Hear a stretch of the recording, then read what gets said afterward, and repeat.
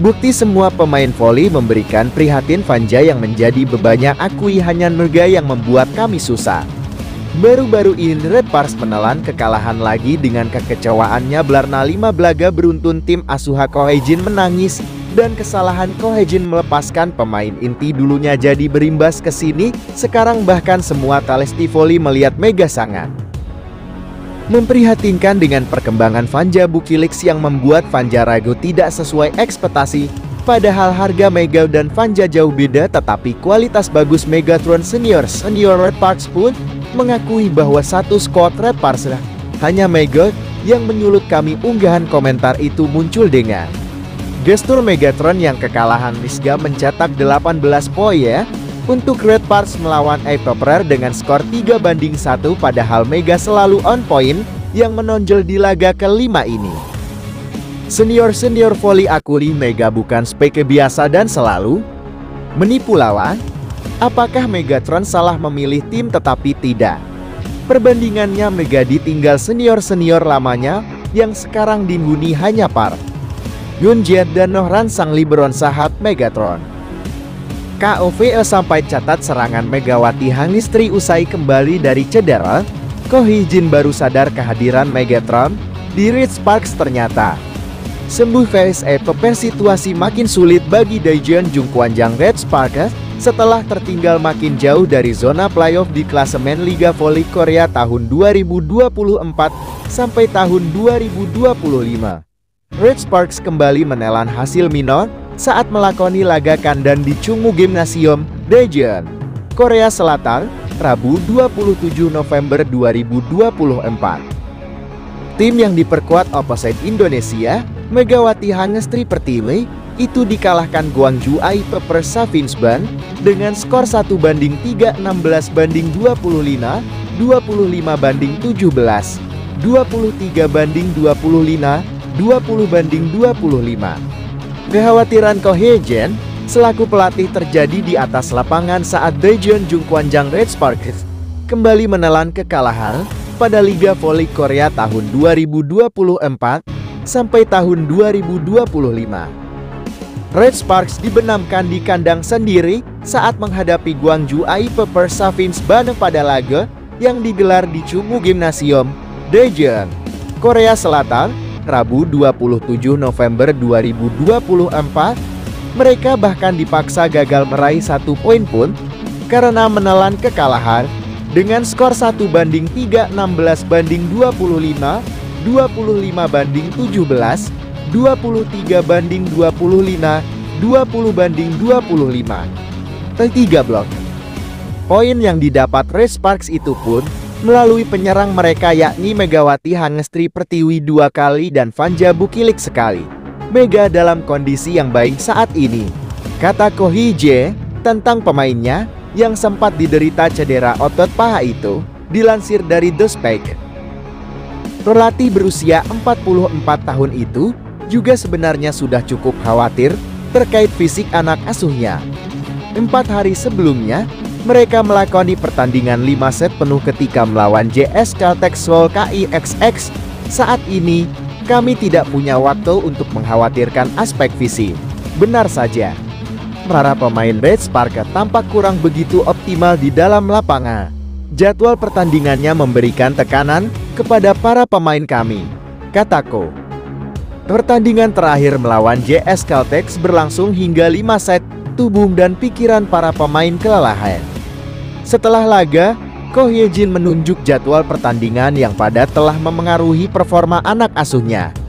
Kami akan melakukan yang terbaik di setiap pertandingan yang ada di depan mata, ujarnya. 4 hari sebelumnya, mereka melakoni pertandingan 5 set penuh ketika melawan JS Caltech Seoul KIXX. Di sisi lain, duet middle blocker Apeper, Changyu dan Hahegien mampu meredam serangan sayap Redpars. Lee Soyung rela nggak latihan demi Megatron, tiba-tiba kangen. Megawati julukan Megatron bertemu dengan Lee Soyung di ruang ganti pemainnya.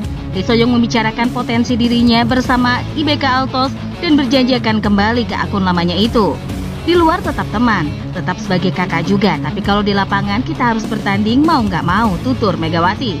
Saat ini, Ratspak menempati peringkat ketiga klasemen sementara Liga Voli Korea dengan mengoleksi 5 poin dari 2 pertandingan.